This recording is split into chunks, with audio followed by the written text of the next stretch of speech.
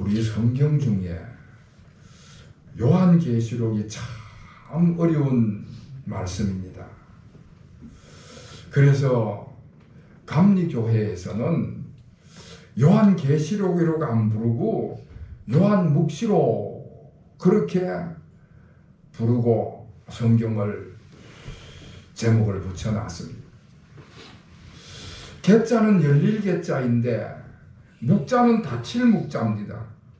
그러니까 감리교회에서는 요한계시록은 열려있는 말씀이 아니고 닫혀있는 책이다. 그래서 그 말씀을 열기가 참 어렵다. 그렇게 생각을 하는 것이지요. 왜냐하면은 요한계시록의 말씀을 쭉 읽어보면은 거기에는 아주 많은 비유의 말씀들이 나오고요. 그리고 그 모든 말씀들이 어떤 사물이나 동물을 상징적으로 표현을 해주고 있습니다.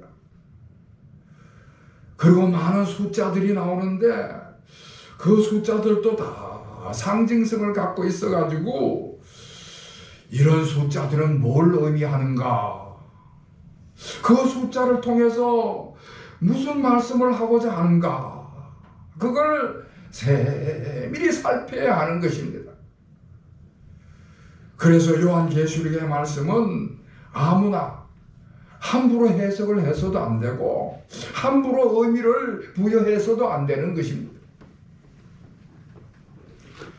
그런데 어떤 목수 아저씨가 우리 교회에 찾아와서는 제가 요한계시록의 말씀을 가르쳐 드리겠습니다. 그러면서 거기에 나오는 상징이나 비유나 숫자들을 자기 마음대로 해석을 하고 설명을 해 나가면은 정통신학을 전공한 제가 그 목수의 말을 듣겠습니까?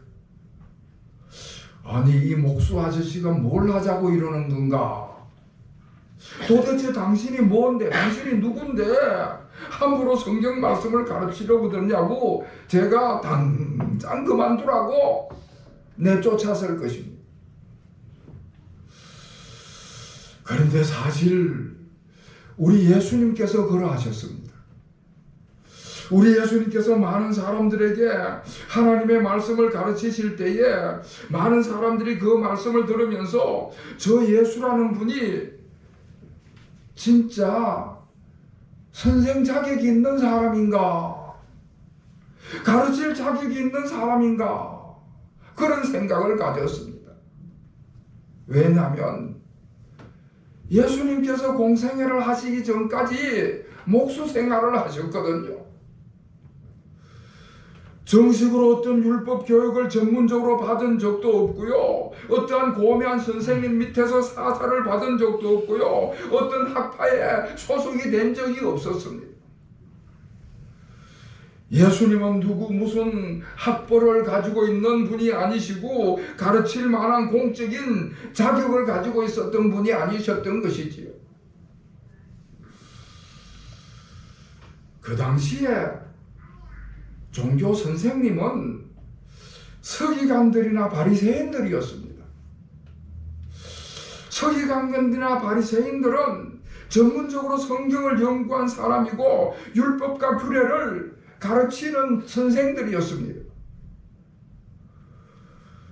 더 나아가서 그 사람들은 성경 말씀을 잘 지키려면은 율법과 규례를 잘 지키려면 어떻게 해야 하는가? 그런 것들을 연구를 해가지고 거기에다가 자기들의 해석을 덧붙여가지고 많은 법조문을 만들기도 했던 사람들입니다. 그런데 예수님께서 나타나서 그들이 만들어 놓고 그들이 가르치는 그 규례를 비판을 하고 공격을 하는 것입니다. 예수님은 전문가가 아니신데 전문가들의 그런 공인된 학설과 이론을 예수님께서 비판을 하고 공격을 하니까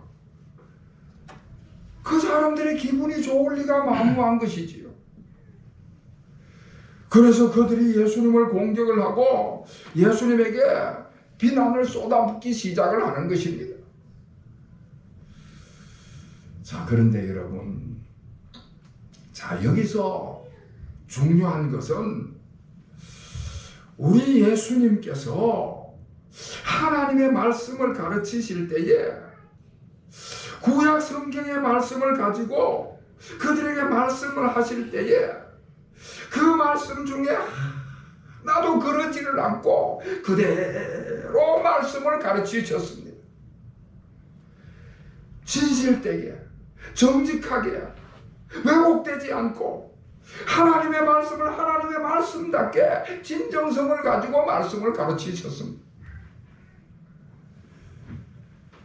그런데 정작 그 당시에 종교 선생님이라고 하는 그 서기관들이나 바리새인들은 자기들 마음대로 말씀을 가르쳤습니다. 하나님의 말씀인 구약 성경에 나오는 율법에다가 자기들이 여러 가지 해석을 덧붙여 가지고 가르치는 거예요. 자기들이 여러 가지 규례를 만들어 가지고 그걸 자기들이 만든 규례를 가지고 사람들을 가르치는 것입니다. 하나님의 말씀을 하나님 말씀 그대로 가르치는 것이 아니라 자기들이 해석을 덧붙여 가지고 가르치는 것입니다. 심지어 그 사람들은 구약 성경의 율법 말씀을 준수할 때도 하나님의 영광을 위해서 준수하는 것이 아니라 자기들의 자랑을 하기 위해서 그렇게 말씀을 준수를 하는 것입니다. 하나님을 높이고 하나님을 섬기기 위한 헌신의 마음으로 율법을 준수하는 것이 아니고 의무감 때문에 자신들의 교권을 지켜내기 위해서 자기 가시를 위해서 그 규례를 준수를 해나가는 것입니다. 다시 말해서 그 마음으로부터 우러나오는 순수한 신앙이 아니라 외색적인 규례를 준수했다 하는 것입니다.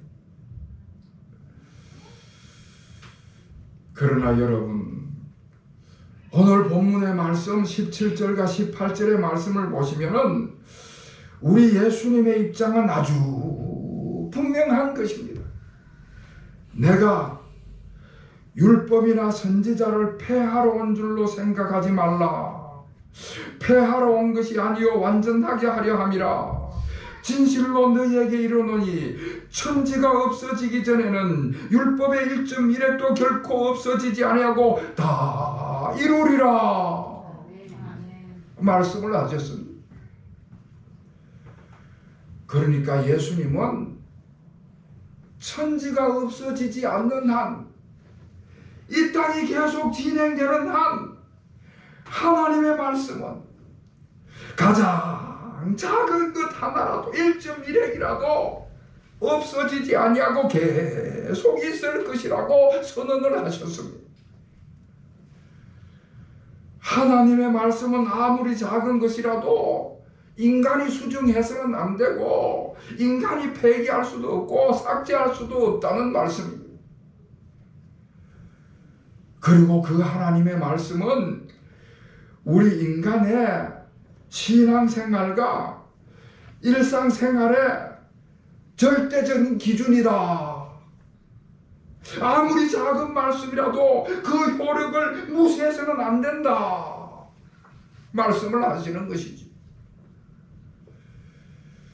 그래서 예수님께서는 하나님의 말씀은 절대적인 진리의 말씀이기 때문에 그 말씀에 철저하게 순종을 하셨습니다.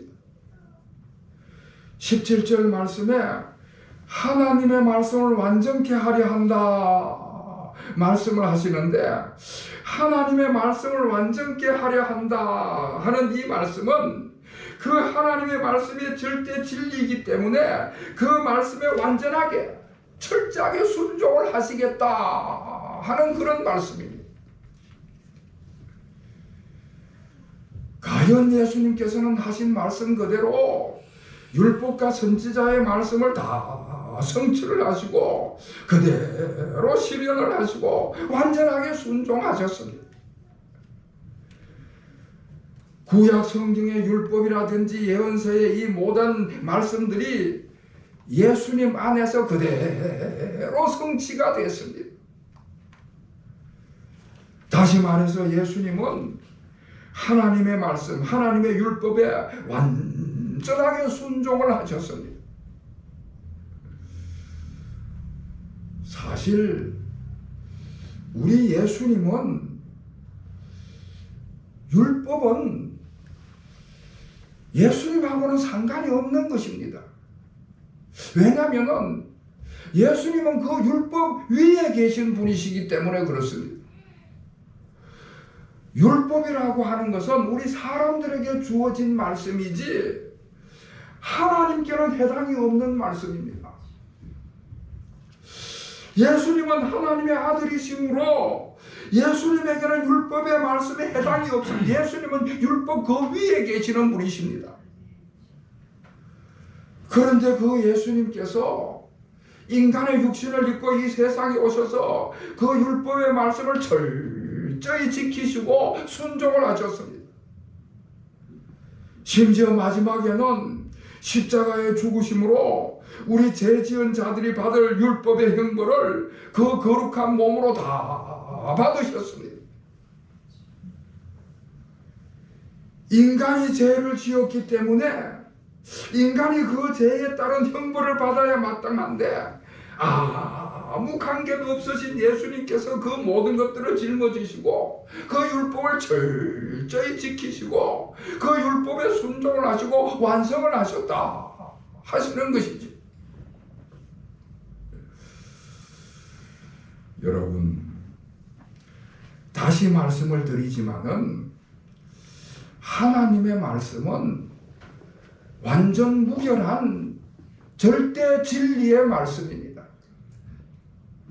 그래서 하나님의 말씀은 우리의 신앙생활에 있어서나 우리의 삶에 있어서 절대로 변할 수 없는 절대 표준의 말씀이 되는 것입니다.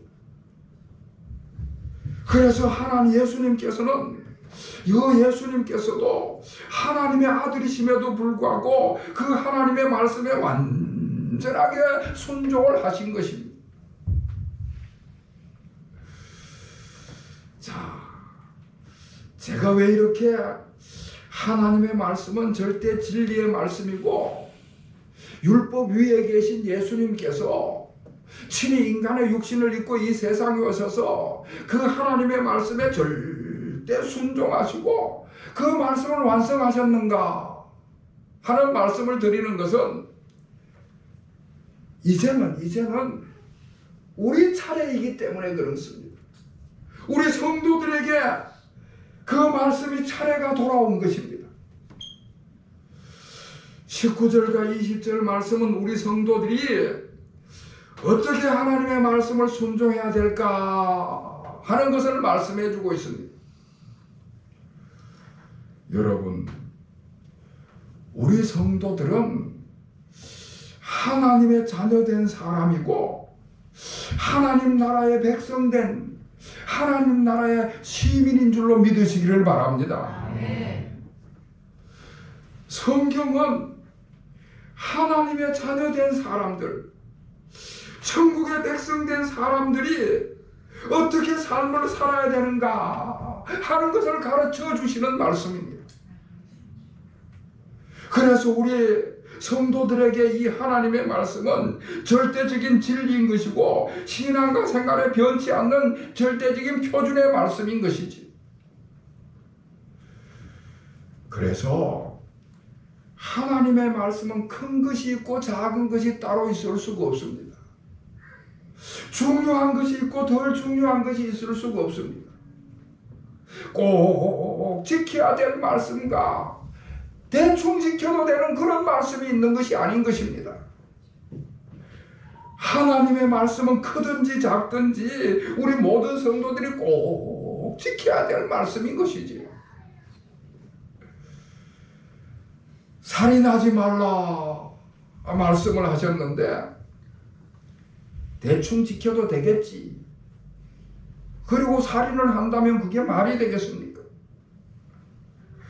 거짓말하지 말라 말씀하셨는데 대충 지킨답시고 형편에 따라 가지고 수시로 거짓말을 해서는 안 되는 것입니다. 도적질하지 말라는 말씀은 꼭 지켜야 되고 간음하지 말라는 말씀은 대충 지켜도 된다는 것이 아니라는 것이지요.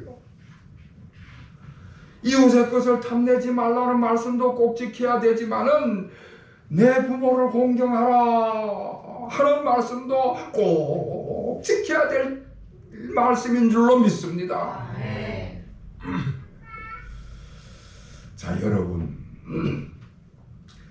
우리는 믿음으로 말미암아 구원을 받았고 그래서 하나님의 자녀가 됐습니다. 하나님의 큰 은혜를 덧입어서 구원받아 하나님의 자녀가 됐습니다. 믿음으로 구원을 받고 하나님의 자녀가 됐으니까 이제는 천국에 가는 것은 아무 문제가 없습니다. 천국은 흔히 세상 말로 따놓은 당상과 같은 것입니다. 앞으로 우리가 영원한 천국에서 영원한 생명을 누리게 될 것입니다. 그래서 이제 나는 천국 백성이 됐으니까 대충 살아도 되겠다. 아무렇게나 살아도 되겠다. 그래서는 안 된다는 것이지요. 믿음으로 구원받아서 하나님의 자녀가 됐으면 그때부터 하나님의 자녀다운 삶을 살아야 하는 것입니다. 고등학생이 대학에 들어가기 위해서 열심히 공부를 해서 대학에 합격을 했어요. 대학에 합격한 다음에 이제 대학에 입학을 했으니까 공부 안 해도 된다. 그동안에 공부하느라고 힘들었는데 이제는 공부는 다 접어놓고 마음대로 놀자. 그래서야 되겠습니까? 당연히 안 되지. 대학에 들어간 것은 공부하려고 대학에 들어간 것이지 놀려고 대학에 들어간 것이 아닙니다. 어떤 학생이 대학 1학년 때 이제는 내가 목표한 바를 이루었으니까 이제는 실컷 놀고 내 마음대로 자유롭게 행동하겠다. 그러다가 1학년 말에 학점이 안 나와가지고 낙제를 했다는 것입니다. 심지어 어떤 학생은 대학 1학년 때 퇴학을 당하는 그런 경우도 있다는 것입니다. 그렇게 애를 써서 힘들게 대학에 들어갔는데 공부를 안 해가지고 낙제를 한다든지 퇴학을 맞게 되면은 그건 말이 안 되는 것입니다. 대학에 입학을 한 것은 목표를 달성해서 그걸로 끝나는 것이 아니고 그때부터 제대로 된 학문이 시작이 되는 것입니다. 고등학교 때까지는 기초적인 공부를 한 것이고 대학에 들어가면 전공적인 학문을 공부를 하게 되는 것입니다. 믿음으로 구원받아서 하나님의 자녀가 되고 하나님 나라의 시민이 되면 그것으로 끝난 것이 아닙니다. 그때부터 시작이 되는 것입니다. 그때부터 하나님의 말씀에 순종해서 그 삶이 점점 성장하고 성화되어 가는 삶을 살아가게 되는 것이지. 그럴 때 하나님의 자녀다운 건강한 삶을 살아가게 되고 그럴 때 천국 백성으로서 하나님께서 주시는 기쁨과 평화와 행복을 다 받아 누리며 살아가게 될 줄로 믿으시기를 바랍니다. 자, 그러면은 어떻게 하면은 하나님의 말씀에 우리가 순종하면서 삶을 살아갈 수 있게 될 것인가? 어떻게 하면 우리가 하나님의 말씀에 순종하며 삶을 살 수 있을 것인가? 아주 지극히 간단합니다. 하나님의 말씀을 가까이 하면 되는 것입니다. 할렐루야. 성경 말씀을 가까이 하고 그 말씀을 읽고 묵상하는 삶을 살아가면 되는 것입니다. 성경을 혼자 읽다가 그 말씀이 잘 이해가 되지 않으면은 예배 중에 설교 말씀에 귀를 기울여서 그 말씀을 받아들이면 되는 것입니다. 그렇게 하나님의 말씀을 듣는 중에 내 마음에 부딪혀오는 그런 말씀이 있으면은 그 말씀을 붙잡고 깊이 묵상하다 보면은 그 말씀이 내 속에 들어와서 하나님의 뜻을 찾게 되고, 그리고 그 말씀 속에서 내 삶이 변화가 일어나게 되는 것이지. 그럴 때 그 말씀이 내 영의 양식이 되어가지고 내 영혼이 잘됨 같이 범사가 잘되고 강건케 하시는 주님의 축복이 많은 줄로 믿습니다. 성경 말씀을 읽어보면요, 하나님의 약속의 말씀이, 하나님의 축복의 말씀이 얼마나 많이 나오는지 모릅니다. 성읍에서도 복을 받고 들에서도 복을 받을 것이며, 내 몸의 자녀와 내 토지의 소산이 복을 받을 것이며, 내 강주리와 떡반죽 그릇이 복을 받을 것이며, 내가 들어와도 복을 받고 내가 나가도 복을 받을 것이니라. 할렐루야. 다시 말씀을 드리지만은 하나님의 말씀은 절대적인 진리의 말씀입니다. 그래서 우리 삶에, 우리 생활에 절대적인 표준이 되는 말씀입니다. 그래서 하나님의 아들이신 예수님마저도 그 하나님의 말씀에 철저하게 순종을 하셨습니다. 그러니 우리도 하나님의 자녀된 우리도 당연하게 하나님 말씀에 순종하는 삶을 살아야 되겠지요. 시편 84편 11절 말씀에 보면은 여호와께서 은혜와 영화를 주시며 좋은 것으로 아끼지 아니하실 것이다 하는 말씀이 나옵니다. 우리 하나님에게는 좋은 것들이 너무나 많이 풍성하게 넘치도록 하나님 안에 갖고 계시는 것입니다. 그런데 그 좋은 것을 우리 하나님께서 아끼지 아니하신다 말씀을 하십니다.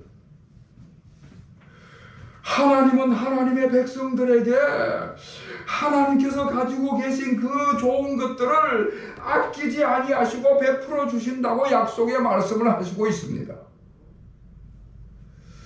하나님의 자녀로서, 하나님 나라의 백성으로서 하나님의 말씀에 순종하는 그 도리를 다하는 삶을 살아갈 때에 하나님께서 좋은 것을 아끼지 아니하시고 우리에게 풍성히 베풀어 주실 것을 약속을 하십니다. 여러분, 우리 하나님은 온 우주 만물을 가지고 계시는 전능하신, 전지하신 하나님이신 줄로 믿습니다. 온 우주 만물을 가지고 계시고 그것이 아까울 것이 없는 하나님께서 하나님의 말씀에 순종하고 의지하는 자에게 아낌없이 베풀어 주실 것을 약속하십니다. 지금 우리 교회가 26번째 맞이한 성경 암송대회 기간에 있습니다. 우리가 지난 6달 동안에 한 달에 한 절씩 말씀을 암송해 왔습니다. 요한복음 4장 24절, 레위기 23장 43절, 마태복음 1장 21절, 시편 146편 5절 말씀, 마가복음 1장 38절, 마태복음 7장 11절 말씀. 신한나 집사님, 박태성 권사님, 오늘 새벽에는 안수복 권사님이 암송하신 말씀을 저한테 보내왔습니다.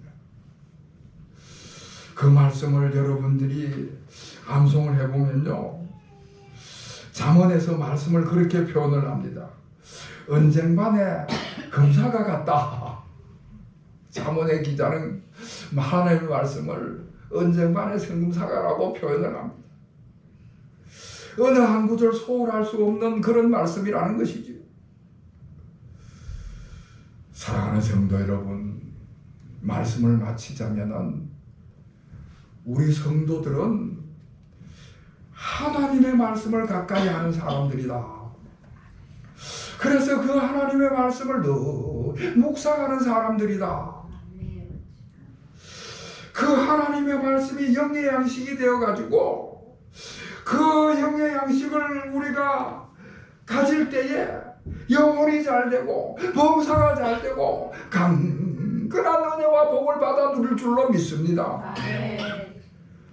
어떤 환경 가운데 있든지 간에 늘 말씀을 가까이 하시는 우리 성도들이 되시기를 바랍니다.